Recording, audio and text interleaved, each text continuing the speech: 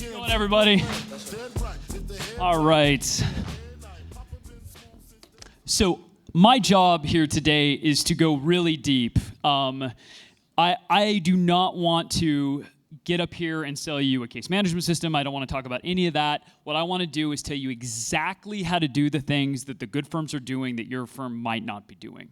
I know that there's a lot of you that are doing maybe one or two of the things I'm going to talk about. Most of you are not. And if you don't agree with me, you're wrong and I'm right, because Filevine has about 1,200 firms that use the software. I talk to these people every single day. We add between 50 and 75 firms a month. I know what you're doing. I know where your mistakes are. I know what's working and what isn't. And most firms aren't doing the simplest of steps. So let me dive in real quickly. But before I do that, I do want to just say, I went to this conference last year. When I walked in, I thought, wait, it must have been 2 years ago, because there's no way Tyson and his incredible team have put together this conference, and it has grown like this in only a year. It has. Congratulations, Tyson. I just want a quick round of applause for him. What a community. Just absolutely fantastic. All right. You know, when I was putting together these slides, one of the people who, one of our kind of graphic designers said, he's like, I don't think you need slides. This is a very technical audience. I agree with him. But I'm just going to say this real quickly. We have, here we go. We have this quote from the New York Times about laptops. And they essentially said no one's ever going to want to use laptops because, quote, but would people really want to carry one back home from the office? Obviously, we got better over time. Obviously, we learned a lot of things. The New York Times was wrong. That was fake news. I don't want to get political. That was fake news a long time ago. And we cannot take conventional wisdom to be true today either. So, I know a lot of you probably have your retainers that you're generating. You probably have kind of letters to the client that you're generating automatically. But the really good firms, maybe the top 10% of Filevine firms, what they'll say is, we have 500 documents that we need to generate within Filevine. How do we get started? Now, how many of you have 500 documents? You don't need to raise your hand. But I doubt it's half of you. I doubt it's a third of you.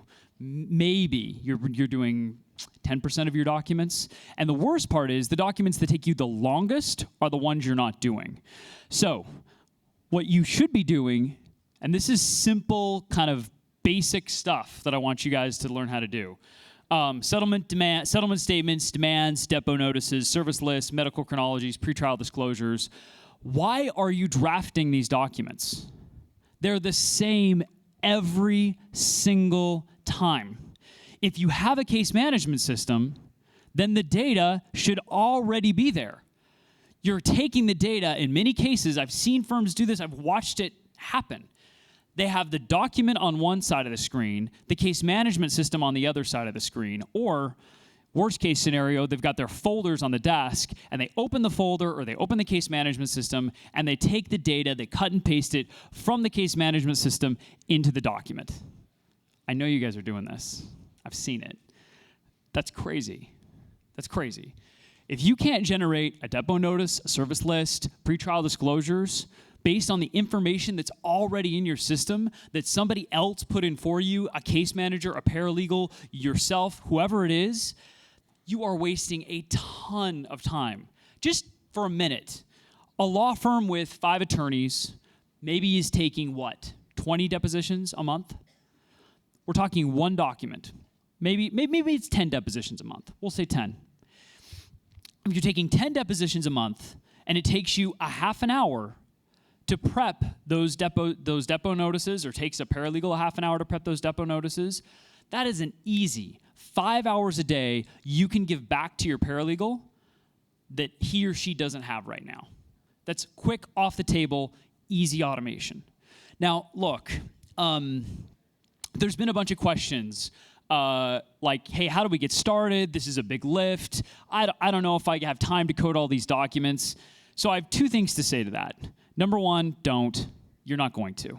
No one in this room is going to go back and code 50, 100 documents. I don't expect you to. That's crazy. Somebody at your firm is either going to, or you're going to have to hire somebody to do it. And that's okay. You have to get comfortable with the idea that either somebody you're going to hire to do it is going to do it, or somebody on your team is going to do it. So let me give you my theory behind this. And this is a problem for lawyers. If you're sitting in front of a river and you need to swim across it, or you need to get across it, every single time you come up on that river, it is easier in the first instance to swim. And every single lawyer is going to tell me, I don't have time to do this. It's way simpler for me to cut and paste this information into this document right now. Yep, you're right. And it's way easier to swim one time than to build a bridge. But once you've built the bridge, the efficiency gains aren't 5 to 1, they're not 10 to 1, they're not 100 to 1, they're 1,000 to 1. They're huge, they're off the charts. But if you're not willing to do it, you won't gain those long-term efficiency gains that really change the complexion of your firm. And I'll tell you, the good firms are in fact doing this. Filevine has implemented some of the top firms in the country, some of the very best plaintiffs firms, some of the very best mass torts firms. I don't know in this audience who I'm talking to. Filevine has a number of defense firms. We implement some of the best, and I'll tell you, the really good ones, they're already doing document generation they expected. So if you're not doing it right now, this is a time to kind of take internal note of the fact that it's not happening at your firm and it needs to happen. If you have Filevine, feel free to call us up. We have vendors all across the country at this point who can do this for you. I've talked to some people here who said, oh, hey, we talked to you guys a while back about that. We've got that now, right? We've got about 100 vendors across the country in almost every single state who can set this up for you. Otherwise, find somebody or talk to your own case management system. It doesn't matter who you're with. They should have people who can set this stuff up for you. There's varying capabilities across the different systems. All right, this is a big one. The good firms know who their good employees are and who their bad employees are. Seems simple enough, but do you actually know? Do you really know which one of your employees is doing a good job and which one of your employees is doing a bad job?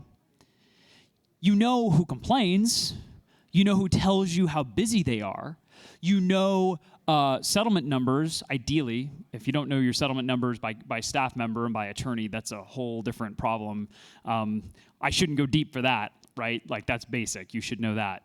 But it's hard to actually know how hard somebody's working. It's hard to know if you're just getting a bunch of feedback from somebody who's a squeaky wheel, but really isn't that busy, or somebody who might be quiet and not say anything. Are they actually super productive? You don't actually know. Are they on Facebook all day? Are they on their phone? How do you actually know if they're working? Look, at the end of the day, you have to know. It's your job to know. And one of the ways you can do it is if your case management system has employee performance metrics, you can dive super deep. So here we're looking at employee performance. So we can see Eugene accessed 1,000 cases last week. She's working. She's doing a lot. This is, I'll go back and kind of pause that. Actually, I'll just replay this one more time so you can see. Because I think this is so important. Because I know these conversations happen all the time, right? You say, well, Bill at the office, we don't really know how hard he's working. We don't really know how good he is. But you don't have any hard data. You don't have any way to actually know how hard Bill is working or how hard Linda is working and what they're actually working on. You just have intuition, anecdote, the story of somebody with a political agenda at your firm who may or may not have your firm's best interest at heart. I think we all know that there are employees that get ideas in their head about who should and shouldn't be working for you. That person might be right. They might not be right. But unless you actually know, you've got a problem. And at least if you have a case management system with strong performance metrics, you can see who's doing what in your system. This is basic stuff. Otherwise, how can you actually come to somebody and say you're not working hard enough, you're not efficient enough, or you're not working on this thing, you should be working on this other thing? Filevine lets you do that. A lot of other systems do. Those are basic steps that you got to know. All right, this is a big one. The very best firms are keeping their data clean. We have talked about a lot of things here. I hear a lot about intake, and by the way, I think there's a bunch of systems out there that are great. I know LeadDocket is here. I think they are phenomenal, but there's a bunch of really great ones. Bottom line, it doesn't matter what vendor you hire. It doesn't matter which software company you go with for intake, for case management, for whatever it is. None of that actually matters if the data is not clean, which means the people putting in the data or the sources from which you're getting the data have to be accurate. I can tell you at Filevine, there is one or two people, one person, it's their full-time job, that's all they do. They run reports and they come to people and they say, hey, you didn't enter this data like you should have on this day, and the report's pulling wrong because of it. Now look, I don't think you at your firm should be hiring somebody just to run reports and watch data cleanliness. There's a lot of ways in Filevine or in a different case management system that you can get this information. But if your data is not clean, how can you ever trust that you're making the correct decisions? So one of the things that I think is that you can't really have a system that where you're expected to go in and look for bad data. You have to have a system that comes at you and tells you you have bad data. So there has to be some sort of alert, some sort of mechanism that says, hey, I'm coming to you and telling you as your case management system, somebody put a piece of data in here that isn't right. And again, for those of you who don't think this happens at your firm, dudes, let's be real for a minute. We implement, again, 50 or so firms a month. We walk into firms and we'll say, hey, so this Social Security field you have in, I don't want to mention older systems, but there's some older systems out there. This field for Social Security number, half the time, you guys are putting the driver's license number in it. Do you want the driver's license number in Filevine, or do you want the Social Security number in Filevine? And inevitably, we'll go ahead and migrate it, and then the customer says, well, that's where I kept my Social Security number, or that's where I kept my driver's license, and we don't know what you want. So we're having these molecular conversations at the field level, at the actual data level.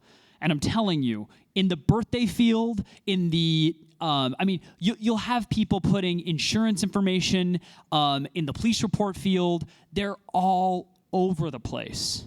And I know this because when we take out that backup data from systems that have been in place from 5, 10, 20, 30 years, it's hard to even make heads or tails of what some of the people are doing with this data. And so then you turn around and you say, okay, we need to make some business intelligence decisions. We need to see which cases settle for the most money. We need to say, what's our ROI on these intakes, on these leads, on billboards versus internet, all that kind of stuff. That is useless. You can't do anything. You don't have the information. It's not trustable. You have to have a way to audit the data so that you know if it's correct or not. So what Filevine does is it basically says there are any number of fields that you choose in the system. We can basically say, hey, this data looks wrong, or it's unfilled out entirely. You just didn't fill it out. And what we have is a system called auto tagging, but it'll essentially alert you to any data that we think is incorrect, and it'll throw it up in the upper right-hand corner. So where that yellow tag is with the line around it, that's an auto tag. No one put that in. Filevine went in, found it, and said, this is a piece of data that we don't think is correct, so we're going to put it up there. If you click it, we'll take you right to the field that we think is wrong. You can put in the correct data. So that's the idea. And by the way, if you want to see, okay, hey, show me all my cases where I think that data, that piece of data is wrong, you just type it into the search bar, or you can run a quick report, click of a button, and you can see every single case where we think that field has been incorrectly entered. I can tell you the best firms, they do this. So if you don't, you are behind the 8 ball. That is not an exaggeration. You're behind the 8 ball. The best firms are running these audits all the time. If you go into the best firms and say, what are your estimated case values for cases you think you'll settle in the next 6 months? They've got a list. They know. They can pull it. They can say, here are my estimated case values for every case that we think has an estimated settlement date in the next 6 months. It's pretty important, right? If you want to get litigation funding, or if you want to do some planning in your firm and you can't say what you think the fees are going to be over the next 6 months, makes it really tough. So you have to have the right data to be able to do stuff like that. So the best firms, they have clean data. All right. I don't know how many of you guys have heard me talk before or have listened to a podcast or read anything that I've written, but this is my thing. This is my bag. This is what I talk about. This is what I think is the one big thing that no one discusses, but is actually the biggest time suck in every single firm. So I'll tell a story that I've told before. I apologize for those who've heard me tell it already, but I think it's important. I've spoken to a lot of lawyers, and one lawyer in particular, this is years ago, said to me, Ryan, you don't understand. I get 200 to 300 emails every day. And they said that with a pride on their face that was remarkable. This individual thought, I have achieved a status in life that is so high that 300 times a day, somebody puts something on my personal task list without me asking. That's essentially what they're saying, right? I've got a task list. It's an open protocol. Anyone can put anything on it at any point in time. Oh, by the way, they get to pick that it's on the top of it just by virtue of sending it last. And so it gets to sit up there taking away my attention, and I get 300 of those a day. I'm super, super important. Obviously, I don't think that is an achievement. I don't think getting 200 emails is an achievement. I don't think getting 300 emails is an achievement. I don't think having an email inbox full of things that somebody else has asked you to look at or do means you have arrived in life. What I think is that you've got a big damn mess on your hand. And that is not the right way to develop tasks. That's not the right way to strategize. That's not the right way to divvy out tasks in your firm. And if you were to sit down with me and ask me the founding story of Filevine, I would tell you it is a story of my hatred for internal email. Email will kill your time. There is no way that if you're communicating via email at your firm that you're doing it in the most efficient way. Here are the reasons. If an email comes in from somebody who works for you and says, I need you to make a decision about this case for this thing. Let's say the question is, please evaluate this offer that just came in from the insurance company for the Smith file. I know you guys have gotten those emails. You get them probably all the time. That email comes in. First of all, you're distracted the minute you see it. It's about an offer. It's about money. It's something you're going to deal with. You open the email. When you open the email, what is the next step? What is the very next thing you're going to do? I mean, you've already taken your attention away from the thing you're already doing. Heaven forbid you're sitting with your family. But you've opened up the email, and your assistant says, look at this offer in the Smith case. Well, now you need to know what the hell is going on in the Smith case. I mean, maybe not you guys, but some of the lawyers I work with, they don't remember every single detail about every single case. I don't know, maybe you guys do. But so the next thing you have to do is then find the Smith file. If you don't have case management and it's not online, you've got a big problem because the next time you can actually take a look at that is when you're in the office. Assuming you're living in 2019, you can open up your case management system on your phone or on an iPad or wherever you are and see what's going on with the Smith file. But then you got to go into the Smith file. You have to look at the various data points in that file. You've got to see what the insurance limits are. You've got to see what the medical bills are. You've got to see what the chief complaint is. You've got to see what the client's been going through. You've got to see what the various communications were beforehand. You probably want to see who's the insurance company. Do I know the adjuster? Do I have any trends I can spot with this adjuster? Do I see a reason why this case should be worth much more money? Do I see a reason why this case is probably not one to move forward with and go ahead and settle? There are so many important factors you have to go through when making that tiny decision, and yet it's sitting in your email. The right place for this to happen is in Filevine. Or your case management system. I'm not trying to sell you a Filevine. But it should happen in a place where you can have communication that goes back and forth that is contextual. Meaning the communication about the case is in the case. You don't have to go outside of it. How much time do I have? 0. I'll finish up. You don't have to go outside of it to see the information about the case. You can communicate in the place that you live. I won't talk about intake. There are great vendors for intake. All I'll tell you is that you should be able to take the data in your intake and push it out to your case management system. That should all happen automatically so you can run the reports you need, and so you can gather ROI, not just on how much money it costs to get in that lead, but also what did that case resolve for, so you can evaluate ROI by channel. All right, thank you, everybody. Thanks so much for having me here. Tyson, you've done a great job, man.